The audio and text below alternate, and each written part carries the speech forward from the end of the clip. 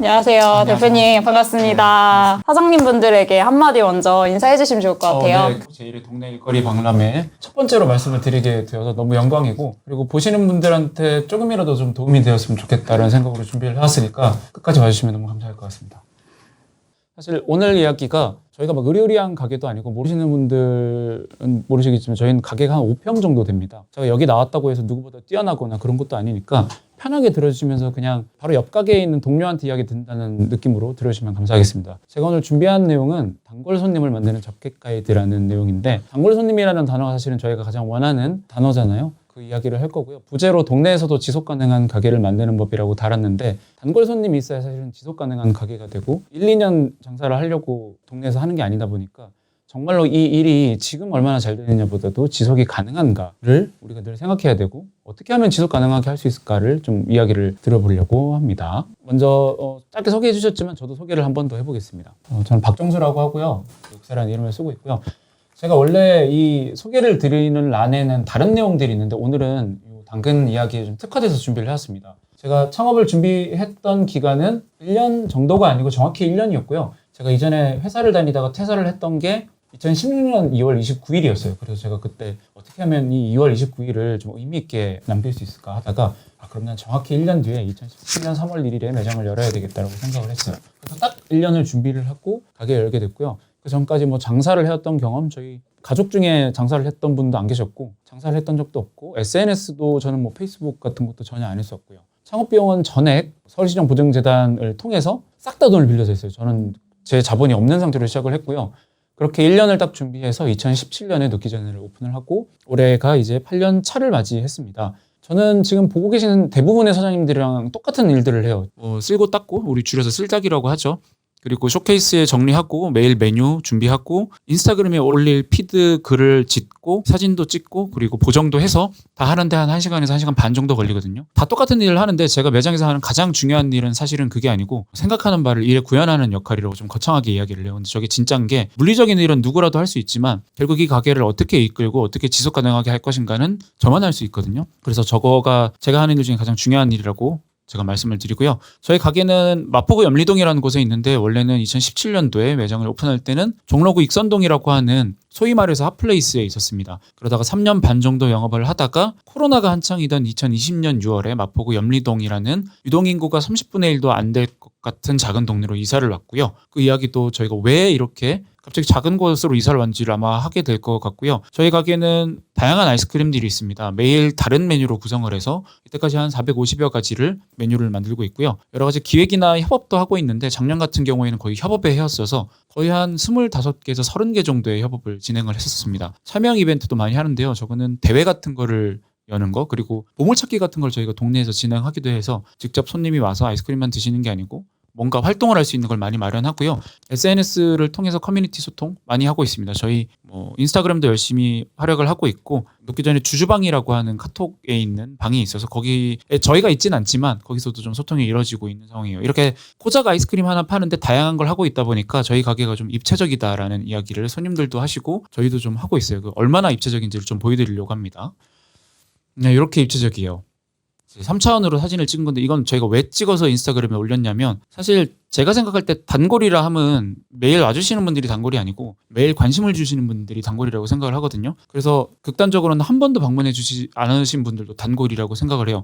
그러다가 언젠가 와주셨을 때 굉장히 반갑게 와주시는 분들, 그리고 그 이전에 자기는 못 와보셨지만 다른 분들한테 저희 가게에 대해서 소개해 주시는 분들도 단골이라고 생각을 하거든요. 그래서 언젠가 오실 단골을 위해서 저희가 미리 매장이 어떤 느낌인지 보여드리려고 이렇게 마련한 영상입니다. 네, 아까 말씀드렸던 것처럼 메뉴 기획, 이벤트 소통들 많이 하는데 감이 잘 안 오실 수도 있을 것 같아서 조금 짧게 준비를 해봤어요. 저희 메뉴 사진도 있고요. 저렇게 레이어드된 메뉴도 있고, 옆에 찾아라는 글씨들이 아마 저희 메뉴들의 리스트거든요. 저희가 나무위키에 등재가 되어 있어서 거기 보시면 지금 한 400여 가지 메뉴가 나와 있어요. 그 나무위키도 사실은 제가 엄청 꿈꾸던 거였는데, 감사하게도 주주방이라는 곳에서 손님분들이 합심해서 만들어 주셨어요. 기획면에 있는 거 보시면 흙이랑 풀이 보이는데, 저거는 섬세이라는 브랜드랑 같이 작업했던 메뉴고요. 흙 맛을 내려고 제 흙에 가까운 맛과 향을 가지고 있는 당근을 가지고 메뉴를 만들었고, 그리고 저 풀은 민트 가지고 좀 상쾌함을 좀 만든 그런 메뉴예요. 국군의 날 때는 저희가, 지금은 저복장이 아니지만 군인들이 저 군복을 흉내낸 컬러로 메뉴를 만들기도 했습니다. 저희가 이벤트를 했었을 때는 민트데이라고 해서 전 메뉴를 민트로만 꾸린 날이 있었어요. 그때는 민트를 안 드시는 분들은 저희가 막지 않아도 들어오셨다가 나가시는 경우들도 좀 덜어 있었고요. 옆에 저 꽃이 이렇게 누워있는 거는 할미꽃인데 할메니얼이라는 말을 쓰시기도 하시죠. 구황작물 좋아하시는 어떤 젊은 분들이 그런 말을 쓰시는데 구황작물로만 메뉴를 꾸렸던 날에 했던 이벤트 내용이고요. 저 이벤트 중에 뭐 하나 기억나는 거는 저 할메니얼 데이 때 아주 오래된 물건을 가지고 오시면 저희가 뭔가를 더 드리는 행사를 했었어요. 그때 어르신이 아주 오래된 자기 성적표를 가져오시기도 했는데 성적이 썩 좋지 못해서 좀 아쉬웠던 분도 계셨고, 그리고 가장 감동적이었던 건 135년 정도 된 첼로를 가지고 오셔서 그걸 직접 매장에서 연주해 주신 분도 계셨어요. 그래서 저한테는 그게 너무 뜻깊은 기억이고 지금도 너무 좋은 추억으로 남아 있습니다. 그 옆에 소통 같은 경우에는 지금 제가 하고 있는 것처럼 라이브 방송을 매장에서 인스타그램 라이브를 했던 적이 있는데 다양한 방식으로 하다 보니까 졸지에는 지금 보고 계신 분들이 좀 편하게 보고 계시잖아요. 그래서 저희도 좀 편하게 준비하느라 누워서 라이브 방송을 했었습니다.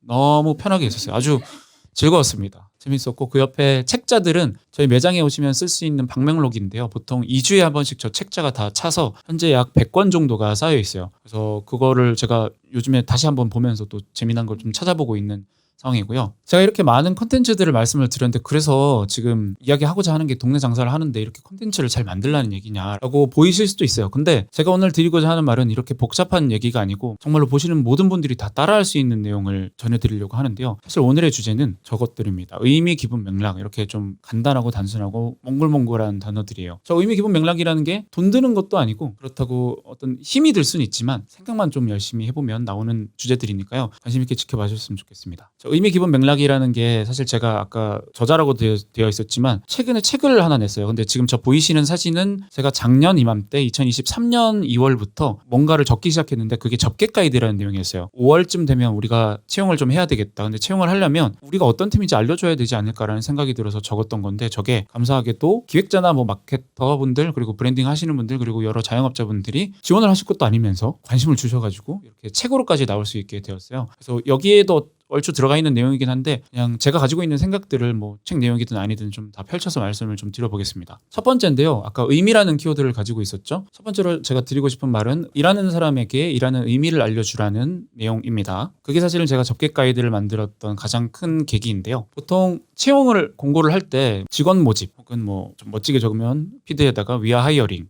조인 아워 팀, 리크루트 이런 거 많이 적으시잖아요. 그리고 내용을 보면 어떤 사람들은 좀 천편일률적으로 적는 경우들이 있더라고요.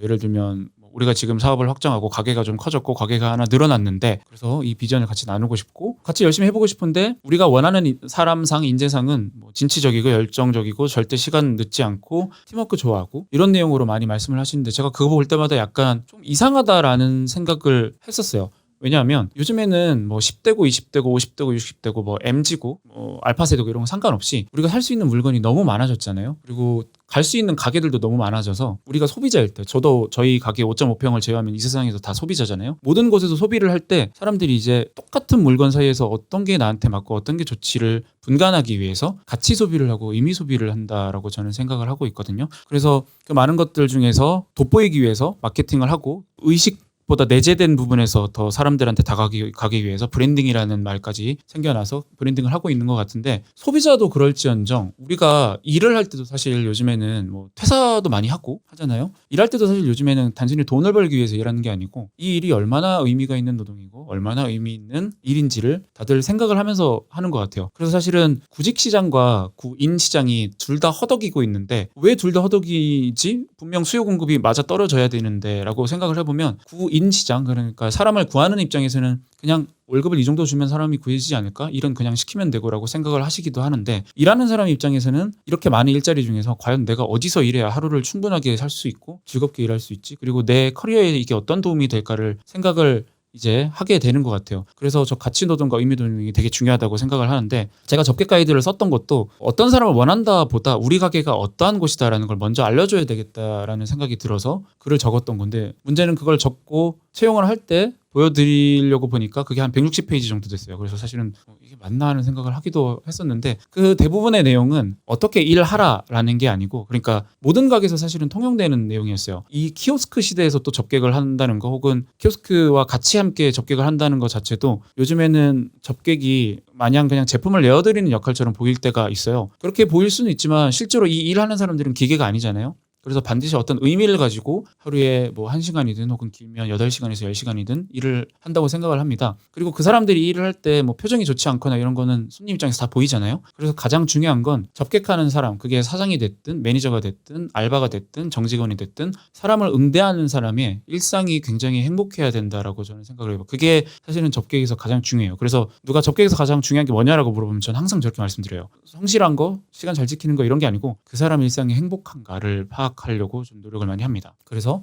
접객원이 사실은 뭐 사장이 매장의 얼굴이라고 생각하는 사람도 있을 것 같은데 사장이 바깥에 있든 혹은 안에서 뒤에서 뭔가를 만들고 있든 혹은 앞에서 손님을 맞이하고 있든 접객하는 상황에서는 그 접객하는 사람이 매장의 전부입니다. 손님이 오셨을 때 정작 왔더니 거기에 서 있던 알바생 혹은 정직원 혹은 사장이 응대가 좀 부적합했다라고 했을 때 우리가 쌓아놨던 머릿속의 이미지들은 완전히 무너지잖아요. 그래서 사실 음식도 중요하고 마케팅 브랜딩 이런 것도 다 중요하지만 결국에는 중국의 손님들이 맞이하는 건 접객원이고 그 사람들이 매장의 전체적인 얼굴을 나타낸다고 할 수 있어요. 그래서 이렇게 생각해 봐주셔도 좋을 것 같아요. 우리가 알바를 구하는 게 아니고 공동대표를 모신다라고 생각을 하는 거죠. 그렇게 되면 이 대표와 우리의 어려운 말로 핏이라고 하죠. 얼마나 잘 맞는지도 사실은 확인해 봐야 되기 때문에 그 사람이 어떤지도 봐야 되지만 우리가 어떤지도 잘 공유해서 이 사람이 일할 만한 가치 있는 곳인지 그걸 우리 스스로 사장님들 스스로 조금 살펴봐야 될 것 같아요. 매장에 동네 가게들은 사실 인테리어 비용 쓰기가 좀 어렵잖아요. 인테리어에 신경을 쓴다기보다는 사람 인자를 써서 그 사람 자체가 이 공간에 어떤 공간감을 조성하고 있다고 봐도 무방할 것 같아요. 제가 지금 마이크로 말하고 있잖아요. 우리 가게에서 목소리가 어떻게 울리는지조차도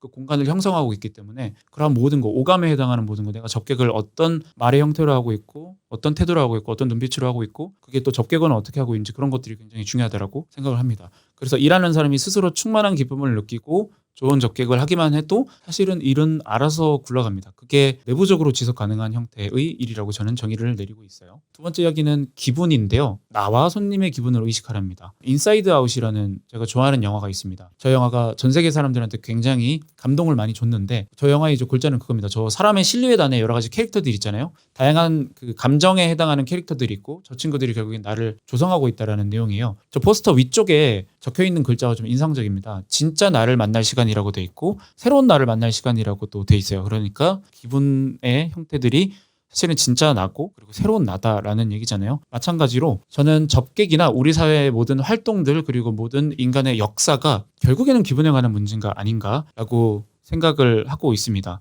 그래서 제가 책에서도 언급을 해놨지만 제가 평소에 이런 생각을 합니다. 기분차라는 개념을 말씀드리는데 저희 매장에 들어오셔서 나가시는 분들이 아이스크림을 좋아해서 드시는 경우도 있고 그냥 들어와서 좋은 음악을 틀어주시면 그거에 감동받는 경우도 있고 데이트하러 오시는 경우도 있고 그건 저희가 아무 말도 하지 않고 그냥 아이스크림만 조용히 내어드려도 분위기가 좋게 형성되는 것 같거든요. 그리고 저희가 매일 보거나 자주 보는 분들이랑 대화를 형성해서도 기분이 좋아지는 경우가 있어요. 그래서 저는 손님이 들어올 때보다 나갈 때 기분이 좋아지는 거, 입장과 퇴장 사이의 기분 차이가 결국에는 매장 방문 경험이라고 좀 쉽게 정의를 내리고 있거든요. 그리고 저게 나갈 때 더 좋아지는 방향이면 성공했다라고 생각을 하고 그게 우리가 해야 되는 유일한 일이라고 생각을 합니다. 근데 제가 이 얘기하는 기분차라는 게 대기업에서 가끔 뭐 고객 응대 매뉴얼이나 고객 만족 서비스 이런 얘기를 해서 그거랑 같은 거 아닌가라고 생각할 수 있지만 대기업과 동네 가게에서 할 수 있는 그 기분에 관한 문제는 좀 다른 것 같아요. 왜냐하면 대기업이 발간하고 나와 있는 그 가이드 같은 경우에는 일하는 사람도 불특정 다수고 그리고 손님조차도 굉장히 불특정 다수라서 우리가 그러한 현재 상태를 감안할 수 없고 무조건 좋아질 수밖에 없는 어떤 내용들만 적혀 있다라고 하면 그게 잘못된 건 아니죠. 어떤 시스템적인 문제니까. 저희처럼 작은 가게 그래서 누가 일하는지 지금 스케줄 알고 있고 누가 올지도 대충 예상이 되고 그 바운더리가 정해져 있는 팀 같은 경우에는 무조건적으로 좋게 만든다기보다는 나랑 손님이 현재 그리고 지금 요즘 어떤지를 살피는 게 먼저 우선이 돼야 된다고 생각을 해요. 우울한 사람한테 위로를 해주면 그 사람이 나 이제 기뻐졌어라고 얘기는 절대 안 하잖아요. 그냥 좀 나아졌어라고 얘기를 하잖아요. 좋은 기분을 느낀다라는 게 내가 기쁜 상태가 아니고 우울이 좀 덜해지고 좀 덜 슬퍼지고 그래서 좀 나아진 상태를 이야기하거든요. 저희가 손님을 맞이한다는 것도 손님이 문을 열고 들어오는 순간에 어떤 손님은 우울하기도 하고 어떤 손님은 기분이 좋아져 있는 상태이기도 해요. 그 기분을 파악하고 내가 어느 정도로 다가갈지를 형성해서 접객을 하는 거 그게 되게 중요해서 그게 기분차가 어떤 고객 만족이랑 다른 형태인 것 같고요. 제가 조금 전에 나랑 손님의 기분을 파악해야 된다고 했는데 손님보다 먼저 선행돼야 되는 게 사실은 일하기 전에 내 기분이에요. 내 기분 혹은 접객하는 사람의 기분인데 왜냐하면 기분은 사실은 태도가 안 될 수가 없거든요. 기분이 안 좋은 사람이 좋아 보이기는 정말 힘들어요. 배우가 아니라면. 그래서 기분이 반드시 태도가 되고 그걸 억지로 맡게 되면 내 속에서 썩어 문드러집니다. 그게 사장이 됐든 일하는 사람이 됐든 매일 일을 반복해야 되고 365일 이렇게 일을 해야 되는 사람들이 기분이 태도가 안 되게끔 막은 상태에서 일을 하면 그 사람의 하루는 완전히 망가져요. 의미 없는 하루가 된다고 저는 생각을 합니다. 그리고 사실 응당 좋은 기분이 좋은 태도가 되면 좋은 거잖아요. 그래서 기분이 태도가 되냐 마냐보다도 내 기분이 어떤지를 확인해서 현재성을 파악을 해서 내 기분을 좀 좋게 만들어 놓은 상태에서 영업을 시작하는 게 중요해요. 마찬가지로 손님의 기분도 파악을 해야 되는데 손님을 무작정 행복하게 만들자라고 하기보다 아까 들어오는 모습보다 조금만 더 나아지게 하자가 제 모토예요. 하다못해 저는 환영합니다라는 말도 안 하거든요. 환영이 혹시나 우울하신 분들한테 너무 거대한 인사처럼 보여서 와닿지 않을 수가 있어요. 저는 인사의 톤도 그리고 크기도 글자도 문구도 좀 바꿔서 이야기를 해요. 손님의 인사를 받으면 우리가 그걸 그냥 헛되이 듣지 말고 아 이분은 지금 이런 상태시구나. 그러면 어떠한 방식으로 접근을 해서 이게 꼭 제품이 아니더라도 좋게 만드는 방법을 찾아서 드리자라고 하는 거고요. 사실 이게 되게 중요한 게 제가 좋은 기분을 드려서 마지막에 좋은 기분으로 나가신 손님은 들어올 때 그 기분을 그대로 가지고 들어오세요. 절대로 예외가 없습니다. 이 사람들은 나갔을 때 그 자기 삶에서 어떠한 일이 벌어지고 있든 간에 다시 가게로 들어올 때는 아 내가 나갈 때 기분은 이거였지라고 해서 그 모습을 그대로 보여주려고 노력을 하세요. 그리고 그 노력한 모습을 저희가 또 노력해서 그대로 선순환적으로 좋은 기분을 만들어주고 있는 거라고 생각을 해요. 그게 너무 당연한 게 기분이라는 게 기운 기자에 나눌 분자거든요. 그래서 내가 기분을 머금고 있으면 그건 자연스럽게 나누게 돼 있어요. 좀 나눌 분자잖아요. 그래서 절대로 기분은 태도가 안 될 수 없고 태도가 되니까 형식적으로 일하는 사람들한테 이런 태도로 일을 해라고 하지 마시고 기분이 어떤지 좀 파악도 해주시고 기분이 좋게 만들려면 어떻게 해야 되는지를 자연스럽게 만든다면 기분이 당연히 태도가 됩니다. 즐거운 사람은 즐거운 태도로 일할 수밖에 없어요. 그걸 좀 먼저 앞단에서 챙겨줬으면 좋겠다는 말씀을 드립니다. 그래서 나 스스로 일하는 사람과 손님들의 기분의 차이를 의식하고 좋은 기분을 느끼게 하면서 좋은 일상 그리고 좋은 삶을 살게끔 하면서 기분을 나누면 그게 지속 가능한 가게가 만들어진다고 생각해요. 어떤 매출 구조로서 이야기를 드리는 게 아니고 아까 말씀드렸던 것처럼 좋은 기분으로 나가는 사람은 다시금 오게 돼 있어요. 그게 단골이라는 정의가 아닐까 저는 생각을 합니다. 가게가 만드는 좋은 기분은 반드시 다시 가게로 돌아옵니다. 확신드리겠습니다. 그리고 세 번째 이야기는 맥락을 설계하라는 이야기인데 텍스트라는 말이 있고 컨텍스트라는 말이 있어요. 텍스트는 그냥 이제 글자, 문장이라는 얘기고 컨텍스트는 맥락이라는 얘기인데 이 차이를 제가 좀 극명하게 보여드릴게요. 제가 인스타그램에 한번 올렸던 피드인데요. 국내 최고의 미식 가이드북에서 드디어 제외되었습니다 라고 이야기를 했었어요. 그냥 저렇게 텍스트만 보면 되게 이상하잖아요. 미식 가이드북에서 제외된 게 뭐가 좋다라는 얘기지? 사실 그 안에 숨겨져 있는 컨텍스트는 맥락은 이렇습니다. 저희가 매년 그 미식 가이드북에서 포함이 돼 있다가 연말에 거기서 제외됐다라는 걸 저희가 깨달았던 거죠. 그래서 처음엔 좀 이해가 안 됐어요. 우리가 너무 즐겁게 일했는데 왜 빠졌지? 그래서 우울감에 빠지기도 했었는데 왜냐면 그 미식 가이드가 손님들을 좀 이끄는 역할을 좀 했었다고 좀 믿고 있었거든요. 그래서 저게 제외가 됐다라는 게 우리가 일을 열심히 안 했나라고 생각을 했었던 건데 다시 생각을 해봤더니 저희는 1년 동안 너무 즐겁게 보냈고 멤버들도 어느 하나 문학이 보낸 적 없고 너무 행복하게 손님들과도 보냈는데 내가 이걸 못 받았다고 해서 1년 자체 기분을 망가뜨릴 필요는 없잖아요. 그래서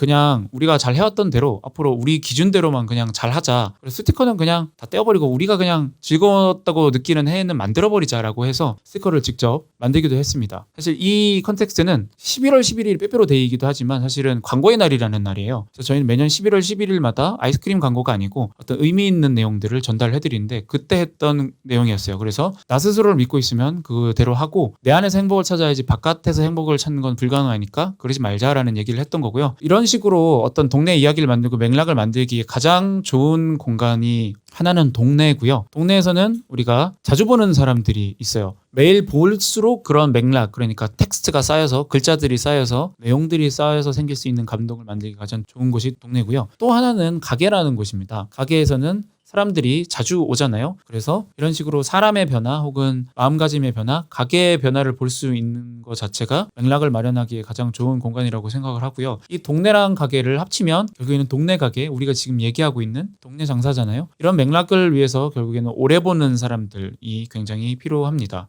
저희 매장에는 초등학교 1, 2학년이 혼자서 결제해서 아이스크림 드시기도 하고요. 머리가 새하얀 어르신이 오셔서 드시기도 하거든요. 그걸 보면서 이 아이가 자라나면 우리 같은 나이가 될 거고 우리 같은 나이가 또 자라면 어르신이 되지 않을까라는 생각을 아이스크림 가게를 운영하는 사람으로서 할 수밖에 없더라고요. 우리가 장사를 지속 가능하게 한다라는 거 당장 오늘만 볼 게 아니고 20년 뒤를 보고 10년 뒤를 보고 5년 뒤를 볼 거면 이 손님은 그 5년 뒤에 10년 뒤에 20년 뒤에 어떤 기분으로 우리 매장에 올 거고 어떻게 자라 있을까를 염두에 두지 않을 수가 없겠더라고요. 그래서 저는 한 가게의 미래가 그 가게를 이용하는 손님의 미래에 똑같이 달려있다고 생각을 해요. 우리가 손님을 새로 유입하는 것도 있지만 모객에 있어서 같은 손님을 계속 뵙는 것도 매우 중요하잖아요. 그리고 자주 보는 손님들이 앞으로 어떻게 이 매장을 이용할 거고 그리고 우리가 어떻게 삶을 같이 살아갈 것인지도 논의해보는 게 오히려 소위 핫플레이스에 있는 가게들보다 동네 가게에서 자주 보는 사람들이 있는 사람들이 고민해야 되고 걱정해야 되는 문제라고 생각을 합니다. 제가 이제 세 가지를 말씀드렸는데 의미 있는 일을 해서 그걸 좋은 기분으로 해서 맥락화하자라는 내용으로 축약을 할 수 있을 것 같은데 저 의미, 기분, 맥락을 잘 하면 가장 좋은 점이 뭐냐면요. 동네 가게에서 가장 큰 고민이 되는 불리한 입지. 이제 월세가 비싸니까 입지가 되게 안 좋은 가게들이 많잖아요. 그리고 동네라는 한계 때문에 수요 한계가 생길 수밖에 없는데 제가 말씀드렸던 의미 그리고 기분 그리고 맥락을 챙기면 그로부터 좀 자유로워질 수 있어요. 불리한 입지는 어떻게 자유로워질 수 있냐면 저희가 익선동에서 염리동으로 왔었던 거는 제가 생각할 때 저희는 뭔가 맥락을 설계하는 걸 좋아하는 팀이라는 거를 깨닫고 그러면 이렇게 번화한 곳에 있으면 오히려 맥락을 봐주시지 않으니까 동네 같은 데 가서 사람들이 매일같이 이용을 하고 그 사람들과 관계를 쌓아나가면서 맥락을 설계할 수 있는 곳에 가자. 그리고 기분을 서로 계속해서 맞바꿀 수 있는 곳에 가자라는 생각으로 이렇게 유동인구가 훨씬 적은 곳에 왔는데 그럼에도 불구하고 저희 코로나 때 늘 1.5배씩은 성장을 했어요. 한 번도 꺾인 적이 없었습니다. 사람들도 많이 걱정하고 저희도 조금 걱정은 했지만 결국에는 입지의 한계를 좀 뛰어넘었던 케이스고요. 그래서 번화한 곳에서 조용한 곳으로 왔고 목이 좋은 곳에서 나쁜 곳으로 왔는데도 저희는 충분히 잘 해내고 있어요. 그래서 너무 목만 보시지 않아도 돼요. 오히려 내가 어느 정도의 목에서 어느 정도 맥락을 만들 수 있는지가 훨씬 중요한 것 같아요. 제한적인 어떤 소비 같은 경우에는 그 좋은 가게들은 사실은 어디에 있든지 사람들이 찾아가요. 요즘엔 그런 경향이 강하죠. 왜냐하면 저기 보이시는 별표 같은 게 뭐냐면 저희가 봄, 여름, 가을 동안 저희 매장에 찾아오신 손님들이 너무 감사해서 겨울에는 직접 아이스크림을 가지고 무료 배송으로 찾아가겠다라고 해서 녹 딜리버리라고 해서 서울 전역으로 제가 직접 오토바이를 타고 영하 10도를 뚫고 간 적이 있어요. 그때 깨달았던 게 좋은 맥락이 있고 우리가 가게를 잘 운영하고 있으면 사람들은 어디든지 그 찾아오는 것 자체를 즐겁게 느끼시는구나라고 느꼈거든요. 그래서 그런 걱정도 별로 안 하셔도 된다라고 저는 생각을 합니다. 우리 모멘텀이란 말 많이 쓰잖아요. 근데 그 모멘텀이 사실은 라틴어에서 기원을 했어요. 똑같이 모멘텀이라는 말에서 기원을 했는데 뒤에 UM이 붙어 있잖아요. 그게 장소를 나타내는 전미사거든요. 그래서 아쿠아리움 그리고 뭐 뮤지엄 이런 말을 쓰죠. 그래서 뭐 포럼, 콜로세움 이런 게 쓰는데 저는 이렇게 생각을 또 하기도 합니다. 우리가 손님들한테 자꾸 좋은 기분을 전해드리면 그 순간순간 모먼트가 쌓여서 모멘트가 되고 그게 일상적인 공간이 되고 그게 지속 가능해지면 결국에는 그 모멘트가 가능해지는 공간 그러니까 모멘트 움이 돼서 모멘텀이 되는 거라고 생각을 해요. 그래서 동네 가게들의 모멘텀은 모멘트 움이 되는 겁니다. 그게 지속 가능하게 만들어준다고 생각을 해요. 제가 1이라는 거를 좀 상형 문자로 정의를 내려봤는데 저 1이라는 거를 펜으로 하나씩 적어 내려가면 0, 1, 2라는 숫자처럼 만들어지기도 하거든요. 그게 무슨 의미냐면 순서가 중요하다라는 의미이기도 하고 첫 번째로 쓴 것부터 좀 중요하다고 생각을 하는데 저 2 같은 경우 저 1이라는 글자에서 다리를 맡고 있는 게 막 사람들한테 막 알려주기 위해서 달려가는 마케팅 브랜딩이라고 치고 1은 내가 팔고 있는 제품 수익 구조나 경제 경영처럼 보이지 않는 척추 중심을 코어를 잡고 있는 거라고 하면 첫 번째 저 0은 제품에 묻어나 있는 삶의 철학이라고 저는 생각을 해요. 그게 저는 선행되어야 되고 장사를 함에 있어서 먼저 우선시돼야 되는 거라고 생각을 하거든요. 지속 가능하게 하려면. 그래서 저 제품 이전의 삶의 철학이 담겨있는 0이 결국에는 의미 있는 일, 좋은 기분, 맥락 이런 거는 제품 얘기가 아니죠. 그리고 브랜딩 마케팅 얘기도 아니에요. 그냥 나 스스로 좀 고민해봐서 결론을 내릴 수 있는 이야기들인데 자꾸 그 내가 어떻게 살아왔고 어떻게 이걸 일로 구현할지를 고민을 하면 의미 있는 일 그리고 좋은 기분 맥락하는 자동으로 따라온다라고 저는 생각을 합니다. 우리가 진정으로 추구해야 되는 것은 제품 만드는 게 아니고 저 영 같은 내용들 가치를 생산하고 의미를 생산해서 손님들이 우리 가게를 좀 더 돋보이게 바라봐주고 우리도 손님들을 돋보이게 해줘서 지속 가능한 가게를 만드는 거라고 저는 생각을 합니다. 요즘 2024년에 사실 시장이 좀 안 좋다고 소비 시장이 안 좋고 F&B도 좀 안 좋을 거라고 이야기를 하잖아요. 그런 때일수록 이 이야기가 마냥 쉬운 얘기는 아니지만 일보다 좀 선행하는 삶에 대한 좀 태도를 다듬고 우리가 영에 대해서 만약에 한 번도 생각을 안 해보셨으면 내가 이 일을 왜 하고 있는지 그리고 내가 이 영역에서 어떻게 해낼 수 있는지를 생각을 안 해보시고 제품을 어떻게 팔지를 먼저 고민해 보셨다면 한 번쯤 내 가게, 이 동네라는 가게 그리고 나라는 사람에 대해서 이 일에 좀 투영하는 생각을 해보셨으면 좋겠다라고 생각을 합니다. 내용이 정말 너무 좋았던 것 같고 추가로 또 사전에 사장님들 대상으로 저희가 궁금한 점들을 또 받았어요. 그래서 그중에 3가지 정도 질문을 가지고 왔는데 좀 빠르게 한번 이야기해 볼게요. 관광지나 유동인구가 많은 곳이 아닌 동네 골목에서도 이목을 끌 수 있는 방법이 궁금해요. 동네 사람들도 자기 동네에 뭐가 있는지 잘 모르거든요. 관심이 잘 없으세요. 그냥 일상적으로 내가 지나치는 공간이니까. 그래서 제가 아까 말씀드렸던 것들을 좀 수행하다 보면 객지에서도 오히려 많이들 오실 수가 있거든요. 그래서 객지에서 오시게 되면 동네 사람들이 오히려 우리 동네에 이런 데가 있어? 라는 효과가 생겨요. 그러니까 동네 사람들한테 뿌듯하게 보여질 수 있는 가게가 되는 게 되게 중요한 것 같아요. 두 번째, 아이스크림은 제품 특성상 비수기가 있는데 대표님만의 비수기를 대처하는 방법, 그리고 성수기를 대비하는 방법. 저희가 비수기를 극복하고 성수기를 대비하는 건 사실은 똑같아요. 방법이 하나인데 이거는 접목을 하시라는 의미는 아니지만 저희는 매달 1월을 쉬거든요, 가게를. 가게를 통째로 이제 같이 일하는 동료들도 다 쉬어가고 그렇게 함으로써 나머지 11달을 충실하게 일하자라고 생각을 하거든요. 맞아요. 자영업자 분들이 사실 휴일도 없이 일하시는 분들도 많고 사실 그쵸. 하루 8시간 이상 10시간, 12시간 일하시는 분들도 많은데 쉬어갈 수 있는 이 기간을 만드는 것도 되게 중요한 포인트인 맞습니다. 것 같아요. 저는 가구 판매점을 운영 중인데요. 가구는 신혼부부들이 주로 찾을 뿐더러 오래 사용하다 보니 단골을 만들기가 쉽지 않습니다. 이렇게 구매 주기가 낮은 제품 판매점은 단골을 어떻게 만들고 관리하면 좋을까요? 제 생각을 말씀드리면 저도 최근에 가구를 이사를 하면서 사기는 했지만 저 같은 경우에는 가구를 살 때 그냥 네이버에 검색을 하는 게 아니고 자주 눈여겨보던 어떤 뭐 큐레이션을 해준다든지 그런 인스타그램 계정 혹은 빈티지 계정들 이런 것들을 많이 살펴봐요. 그걸 왜 살펴보냐면 단순히 제품을 보려는 게 아니고 제품에 어떠한 이야기들이 깃들어 있는지를 많이 보거든요. 가구 같은 경우에는 구매 주기가 낮고 그리고 뭐 말씀하신 대로 신혼부부들이 많이 찾는데 쉽게 말씀드릴 수는 없지만 잘하면 구매감을 일으킬 수도 있다고 생각을 해요. 그러니까 내가 살 생각이 없었는데 살 수 있게끔 만들 수도 있고 그리고 덧붙여서 내가 언제 가구를 사게 될지 모르지만 내가 여기를 알고 있고 여기가 되게 좋은 브랜드고 좋은 어떤 큐레이션 하는 곳이고 가게다라는 거를 인지해서 자주 보게 하는 것도 좀 의미가 있다고 생각해요. 제가 처음에 입체감 말씀드렸는데 저희 매장에 한 번도 안 온 사람도 단골이거든요. 말씀하신 질문 자체가 단골 만들 수 있는 방법이잖아요. 제 정의에 따르면 저희가 뭘 올리고 뭘 봐주시는 분들도 이미 단골이거든요. 그런 관점에서 사실은 단골 만들 수 있는 거는 SNS 혹은 다른 뭐 당근이라던가 이런 곳에서 소통 많이 하는 거. 그래서 언제 사시게 될지는 우리도 알 수 없지만 본인이 사지 않더라도 누가 추천해달라고 했을 때 그 이야기를 전해주면 그 사람들은 또 구매하러 올 수도 있잖아요. 내 주변 사람들한테 권해드릴 수도 있고 그런 식으로 하는 것도 의미 있는 게 아닐까 하는 생각이 듭니다. 녹사님의 오랫동안의 생각과 가치관이 굉장히 잘 녹아든 적객 비법과 이제 Q&A에 대한 답변들까지 잘 알아보았는데요. 저는 되게 본질을 짚는 내용들이 많아서 내용이 굉장히 좋았던 것 같고 다른 사장님분들한테도 도움이 많이 되었을 것 같아요. 그래서 오늘 녹사님 오늘 저희 사업까지 이렇게 방문을 해주시고 고생 많으셨습니다. 오늘 얘기 들려주셔서 너무 감사하고 시청자분들한테도 마지막 인사 한번 해주시면 좋을 것 같아요. 네, 진짜로 올해 막 자꾸 힘들 거라는 얘기가 많아서 저도 좀 걱정인데 다들 좀 으쌰으쌰 했으면 좋겠어요. 그리고 일도 열심히 하실 때 쉴 시간 좀 많이 마련하셔가지고 머리를 좀 식히는 게 제일 중요한 것 같습니다. 우리 몸은 하나잖아요. 그거부터 살리고 이제 그리고 가족들도 살리고 해야 되니까 그리고 당근도 많이 이용해 주셨으면 좋겠어요.